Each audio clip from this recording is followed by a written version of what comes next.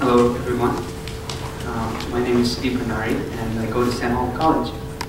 The topic of my discussion is I boxed inequality in my memory card. For those of you who are English majors, I know this is not the right phrase. How can you box inequality, right? You'll find out later.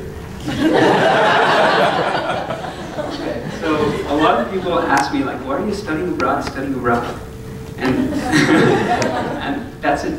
I thought that was a genuine question because I'm an international student and I'm already studying abroad in the United States. So going, outside of the United States was, studying abroad squared. So, and the answer to that is because, like, Nepal is a landlocked country, as you can see from the map, small country sandwiched between two giant nations, India and China. So geographically and politically, I couldn't really get out. But when I did, I came to the United States. Everyone was talking about having this global perspective. And everyone was like, we should be global citizens. So I was like, okay, so I want to be a global citizen too. So I chose a program called Global Semester, which basically took me to 8 different countries. We started out in Switzerland, we went to Turkey, then Egypt, we flew to India, Thailand, Hong Kong, China, and South Korea in the span of 5 months, along with 26 other students from SNL and 2 wonderful professors, which equals fun.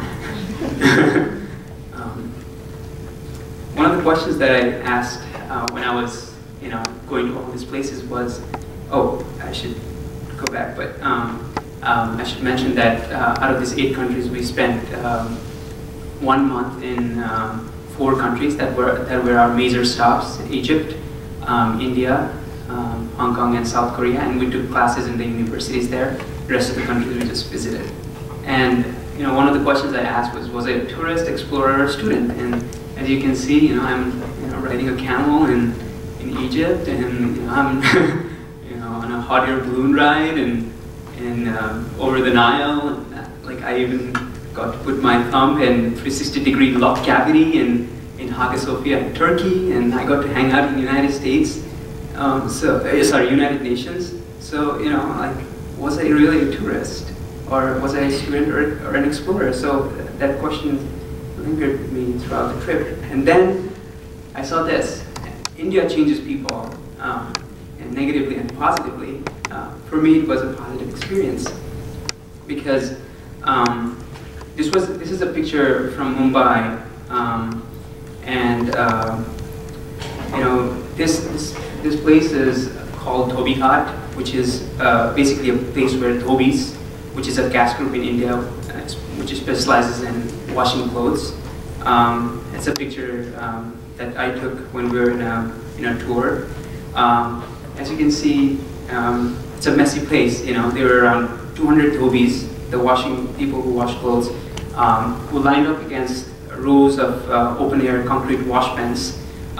They hit their clothes against flogging stones, which made a harmonious sound. But to the side, they were like, poor-looking huts and naked children running around. And for me, it was going on a camel and gone to all these places. It was a fascinating scene. So as I was trying to grab my camera to take a picture, I realized there's really tall buildings at the end of Dhobi Ghat, and that really struck me. I realized that I was just trying to take a picture and be a mere spectator of all this inequality, and everything started making sense. All these places that we've been to, there was inequality. South Korea, Hong Kong, Switzerland, there was inequality everywhere. So what did I do? I grew up my beard. I wanted to be a little thoughtful, but no, but seriously, what did I really realize? I realized that there are a lot of differences throughout the world, and traveling gives you a different perspective and helps you look at these differences in a different way than you had originally thought. So it really helps you move out of your comfort zone. And reflection is very important, and guided reflection is even more important because you have to make a conscious effort to make sense of all these experiences that you're going through. And for me, it was quite of a like a very interesting experience as an international student, because I could, when I went to Egypt, I could basically, people called me Arab. When I went to Thailand, when we went to Thailand, people called me Thai. So it was, it was interesting to see where I felt comfortable and where I didn't feel comfortable. And I realized that from now on, I didn't want to be just a mere spectator, but I actually wanted to decrease some of the inequality that exists in the society throughout the world. And I thought that the best way to go about that would be through help. So I came back to St. Olaf College and I created my own public health major to pursue that interest. Was it a guilt trip?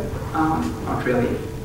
All the things that I did, touristy, non-touristy, I think at the end it all made sense. And Global Semester the program has been going on for 50 years now, more than 50 years now, and one of the oldest programs at St. Olaf, and it now makes sense why everything is fit together so well.